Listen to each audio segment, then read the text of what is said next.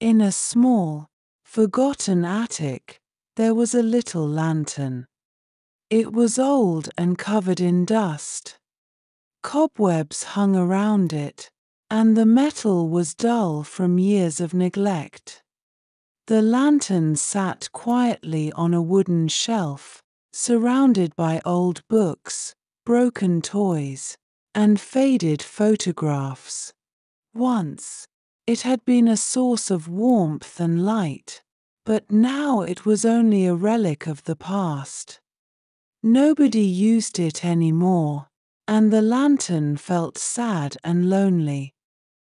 The days in the attic were long and silent. Sunlight barely touched the little room, and the lantern often dreamed of the times when it would glow brightly and light up a cozy room. It remembered the laughter of children, the stories told by firelight, and the warmth it brought to cold, dark nights. But those days were gone, and the lantern sat in darkness, forgotten.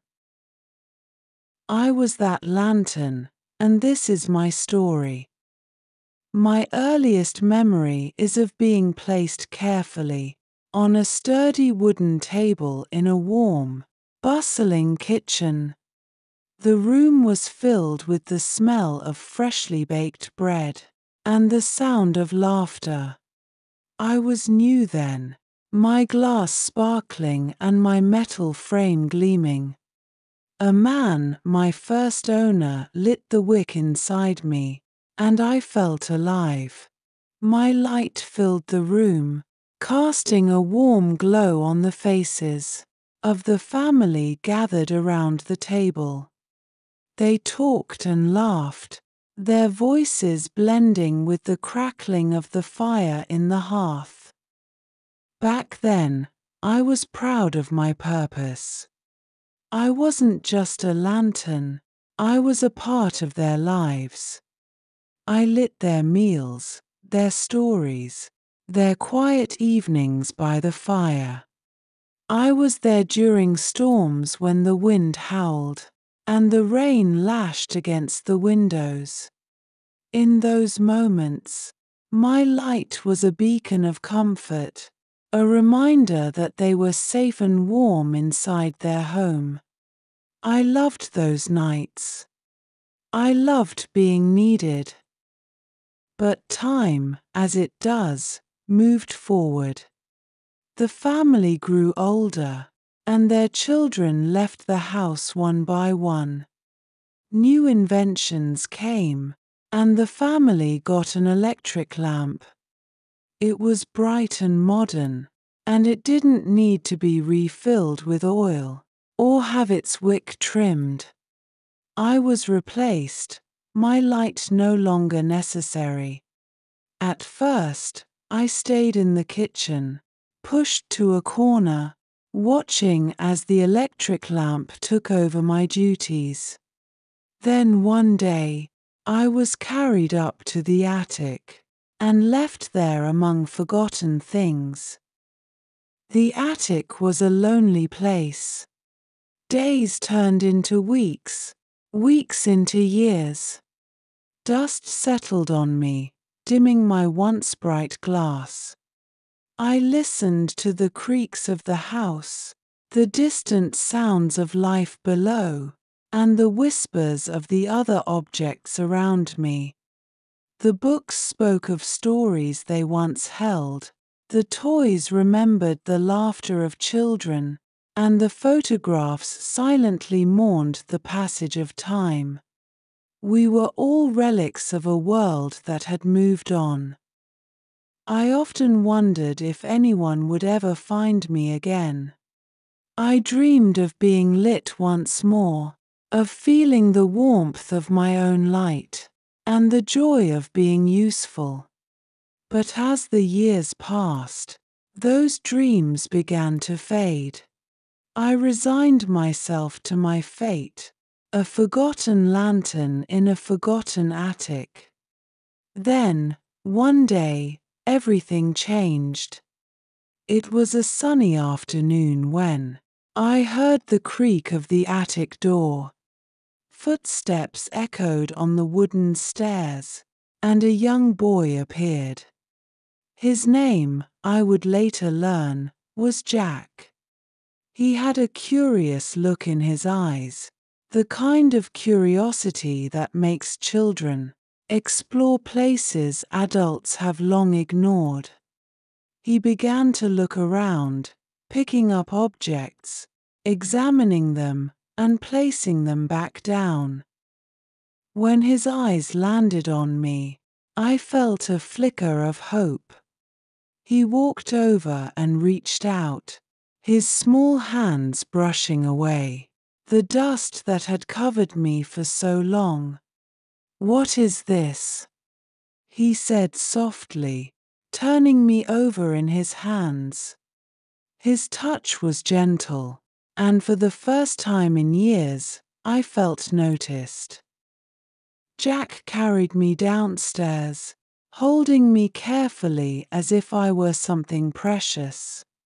In the bright light of the kitchen, he wiped me clean, revealing the glass and metal beneath the grime. "You look old," he said with a smile.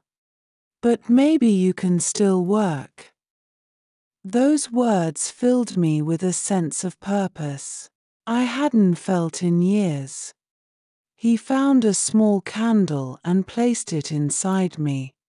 His hands worked with care, adjusting the candle and closing my latch. Then he struck a match and lit the candle. The flame flickered for a moment before settling into a steady glow. I came alive again, my light filling the room with a soft, warm radiance. That evening, Jack showed me to his family. They admired my light and placed me on the center table. As the night fell, they turned off the electric lights and gathered around me. They told stories, played games, and shared laughter. For the first time in years, I was part of a family again. I wasn't just a forgotten object, I was a source of light and warmth. Jack made it a tradition to light me on special nights. He would carry me into the living room, place me carefully on the table, and light the candle inside. His family would gather around, and my light would dance on the walls, creating a cozy and magical atmosphere. I became a symbol of togetherness, a reminder of the simple joys of life. But life has its storms, and soon mine arrived. One winter evening, a fierce storm swept through the town. The wind howled, rattling the windows, and the power went out. Jack ran to fetch me. I could feel his urgency as he lit my candle, my flame becoming the only light in the dark house. The family huddled around me, their faces pale with worry. "The storm is worse than they said," Jack's father murmured. Hours passed, and the storm raged on. My flame flickered as Jack carried me from room to room, checking on his family. I felt proud to be useful again, but the storm tested my endurance. The wind pushed against the windows, and a sudden crash startled everyone. A tree had fallen near the house, shattering a window in the living room. Glass scattered everywhere, and the freezing wind rushed in. Jack's father worked quickly to block the broken window with wooden boards, but the house grew cold. I could see the worry in their faces, and I wished I could do more. My flame flickered weakly, the cold air threatening to snuff it out. We need to keep the lantern safe, Jack's mother said, wrapping me in a scarf to protect my fragile flame. I felt their care and love, and it gave me strength. The storm passed, but the damage it left behind was immense. The family had to repair their home, and resources were tight. One evening, I overheard Jack's parents talking in hushed tones. "We might have to sell some things," his father said. "We need the money for repairs." The thought of being sold terrified me. Would I end up with a new family? Would they care for me as Jack did? Or would I be discarded, my light extinguished forever? Jack seemed to sense my worry. "We can't sell the lantern," he insisted. "It's part of our family." His parents looked at him, their expressions softening. "All right," his mother said. "We'll find another way." Years went by, and Jack grew older. He became a young man, full of dreams and ambitions. One day, he packed his belongings and prepared to leave for college. As he looked around his room, his eyes fell on me. "You've always been there for me," he said, picking me up. "I think it's time I take you with me."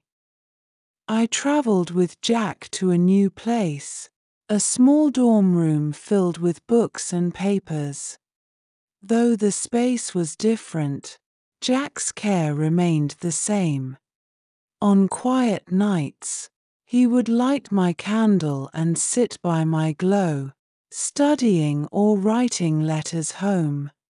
I watched him grow, face challenges, and celebrate victories.